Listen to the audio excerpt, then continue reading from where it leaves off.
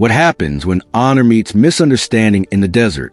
An injured Air Force Pararescue specialist stood in cruciform position under Dubai's merciless sun, honoring fallen comrades.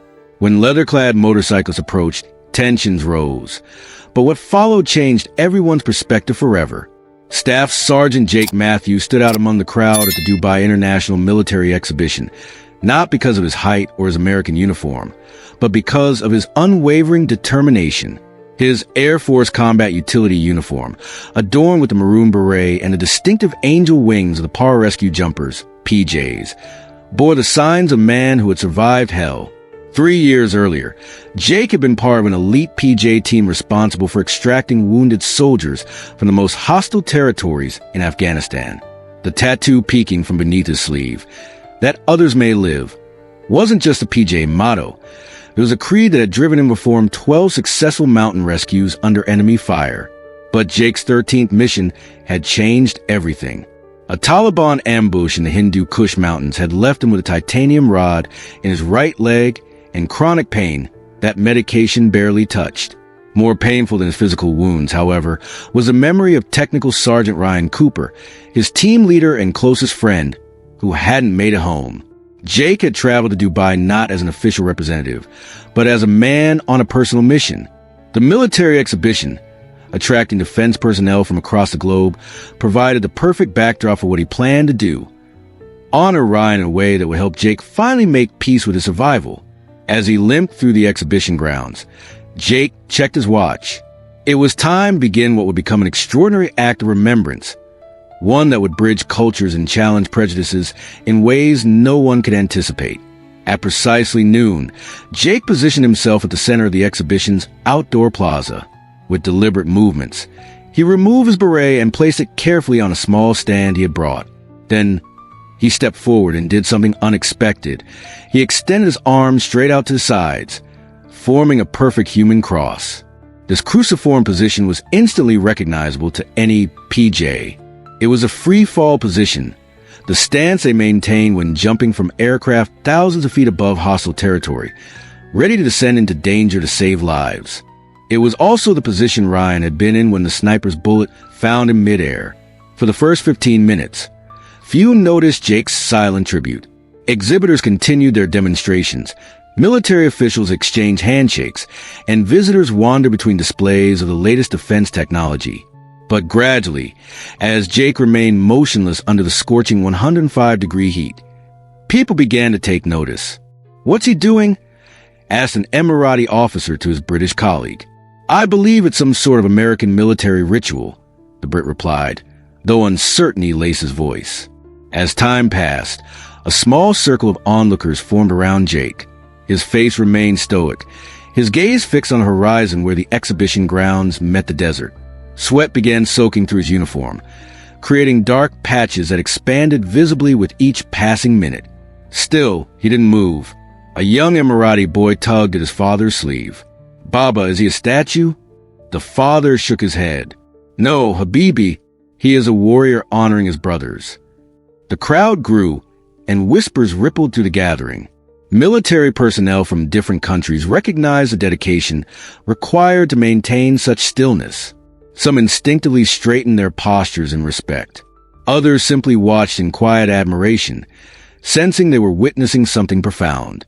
As Jake stood immobile, his mind drifted back to the Hindu Kush Mountains. The mission had seemed straightforward: extract 2 wounded army rangers from a ridge after an operation went sideways.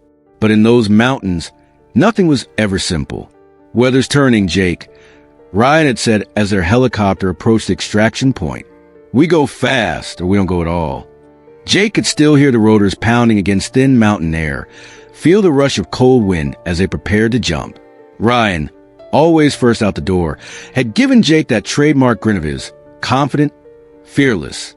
"Just another day in paradise, brother," Ryan had shouted over the noise. For minutes later, paradise had become hell.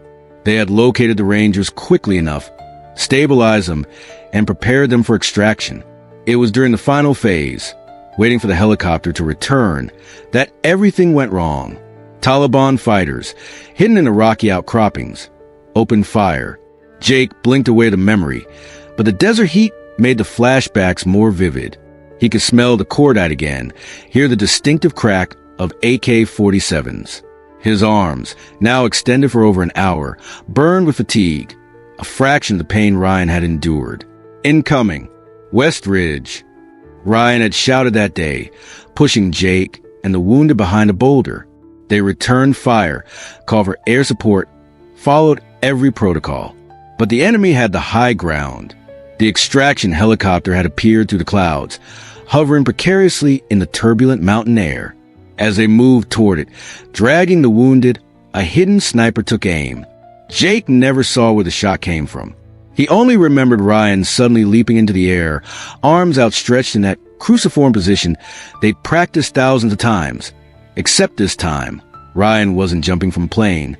He was jumping into the path of a bullet meant for Jake. In the Dubai heat, Jake's eyes stung. From sweat or tears, he couldn't tell.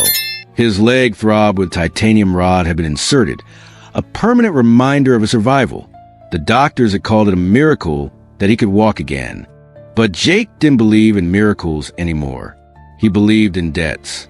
Standing there, arms outstretched, he was paying the only way he knew how, by honoring the man who had given everything for him. "I should have been the one, Ryan," Jake whispered to the desert wind. "I'm sorry it wasn't me." 2 hours into his vigil, Jake's body rebelled against his will. The merciless Dubai sun beat down, pushing the temperature to nearly 110 degrees. His moisture-wicking uniform, designed for combat conditions, was overwhelmed by the combination of heat and humidity rolling in from the Persian Gulf. The titanium rod in his leg had become a conductor, seemingly absorbing the heat and channeling it directly into his bone. Each pulse of pain crescendoed, then ebbed, only to build again with greater intensity. Dehydration set in. His lips cracked, his vision occasionally blurred, and his tongue felt swollen in his mouth. Still, Jake remained immobile, his arms outstretched. During PJ training, he had endured water confidence tests that pushed candidates to the brink of drowning. He had survived extended duration body position drills that required holding stress positions until muscles failed. This pain was familiar territory. The crowd around him had grown significantly. Military personnel from various nations stood watching. Americans, British, UAE forces, Saudis, even a contingent of Russian defense contractors. Many had realized this was no ordinary demonstration, but a deeply personal act of remembrance. Several American service members had approached the outer edge of the circle, standing at parade rest in solidarity. A U.S. Air Force colonel had ordered water be brought, but Jake gave an almost imperceptible shake of his head. This was his tribute, his penance. It would be done without comfort. "He's been standing for hours," murmured an Australian observer, his legs clearly bothering him. "The PJs are a different breed," replied an American contractor. "They're trained to endure whatever it takes to complete a rescue. These things we do, that others may live. That's their motto." As the third hour approached, Jake's vision began to tunnel. Black spots danced at the periphery. His shoulders had long since gone numb, and the muscles in his back spasmed in protest. Medical training told him he was approaching his physiological limits. Yet something deeper than training kept him in position, a promise made to a brother who would never return home. That's when everyone heard the rumble of motorcycle engines approaching from the desert side of the exhibition grounds. The distinctive growl of high-powered motorcycles cut through the respectful hush that had fallen over the crowd. Heads turned toward the perimeter, where a dust cloud announced the arrival of at least a dozen riders. The Desert Riders were legendary in the UAE. A motorcycle club comprised mostly of wealthy Emirati and expatriate enthusiasts who conquered the punishing dunes on specially modified bikes. Their weekend rides through treacherous desert terrain have been featured in extreme sports documentaries and local news. As they approached the exhibition grounds, their appearance caused immediate unease. Unlike the polished military personnel and business-attire defense contractors, the Desert Riders were intimidating figures clad in dust-covered leather and desert tactical gear. Their faces were partially concealed by chamois scarves and darkened goggles, protection against sand rather than fashion, but creating an undeniably menacing effect. The crowd parted nervously as the riders killed their engines and dismounted. Several security personnel moved closer, hands instinctively shifting toward their sidearms. Even some military observers tensed visibly. "Who let them in here?" A British defense attaché whispered loudly. "This is a restricted area." "Local boys with too much money and not enough sense," replied another exhibition goer, always looking for attention. The leader of the group, a tall figure whose broad shoulders stretched his leather jacket, surveyed the scene. His attention quickly focused on Jake, still maintaining his cruciform stance despite visible exhaustion. The rider removed his goggles and spoke in rapid Arabic to companions, pointing toward the American. The tension in the air thickened when several riders began walking directly toward Jake. Their purposeful stride and imposing presence caused worried murmurs to ripple through the onlookers. A U.S. Marine officer stepped forward, ready to intercede if necessary. No one expected what happened next. The lead rider approached Jake, stopping just short of the invisible boundary the crowd had established around him. For a moment, he simply studied the American, taking in the sweat-soaked uniform, the trembling muscles, the unwavering determination. Then, with deliberate movements, he reached into his jacket. Security personnel tensed. A UAE officer placed his hand on his holster. "Sir, step back," warned an American military policeman who had been watching Jake's tribute. But instead of a weapon, the rider withdrew a water bottle and a small package wrapped in cloth. Turning to the crowd, he spoke in heavily accented but clear English. "My brothers and I, we see this man honoring fallen warriors. In our culture, this demands respect." He approached Jake slowly, showing the water bottle. "Brother, I am Khalid. Before I rode deserts, I flew with UAE Special Forces. I understand what you do." Jake's eyes flickered briefly toward the man, but he maintained his position with unexpected gentleness. Khalid unscrewed the water bottle and held it to Jake's lips, allowing him to drink without breaking his stance. The simple act of compassion transformed the atmosphere instantly. More riders stepped forward. One carried a portable battery-powered fan, which he positioned to cool Jake. Another unfolded a lightweight canopy designed for desert expeditions, creating shade without interfering with Jake's tribute. A third laid down a prayer mat and knelt, facing Mecca, offering prayers for fallen warriors of all nations. The crowd watched in stunned silence as stereotypes crumbled before their eyes. These men, initially feared because of their appearance and cultural differences, were demonstrating compassion that transcended barriers. An Emirati military officer whispered to his American counterpart, "The desert riders include many veterans.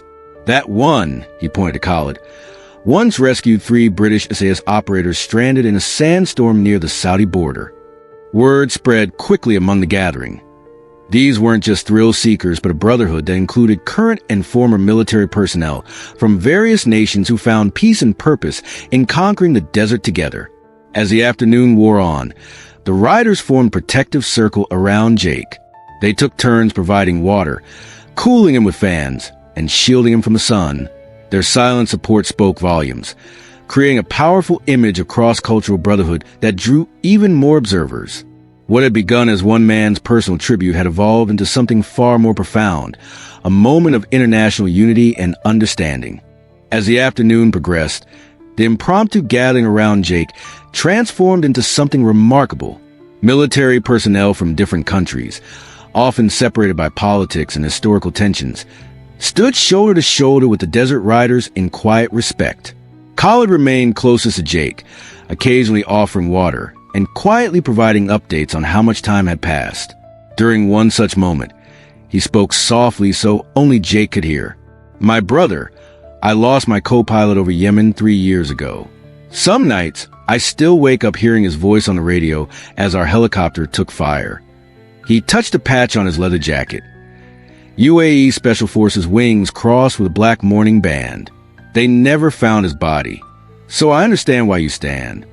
Jake's eyes met Khalid's briefly, a moment of perfect understanding passing between them. No words were needed. The brotherhood of those who had lost comrades transcended language and nationality. Other riders shared their stories with the gathering crowd. One, an American expatriate named Mike, had served with the Army's 101st Airborne in Iraq before finding a new life as an aviation contractor in Dubai. Another, Sammy, was a retired Saudi pararescueman who had trained alongside American PJs. A Russian defense contractor who had been watching approached one of the riders. In Afghanistan in 1988, Soviet Spetsnaz lost many men. Americans were enemies then. Today, we stand together for fallen warriors. This is proper.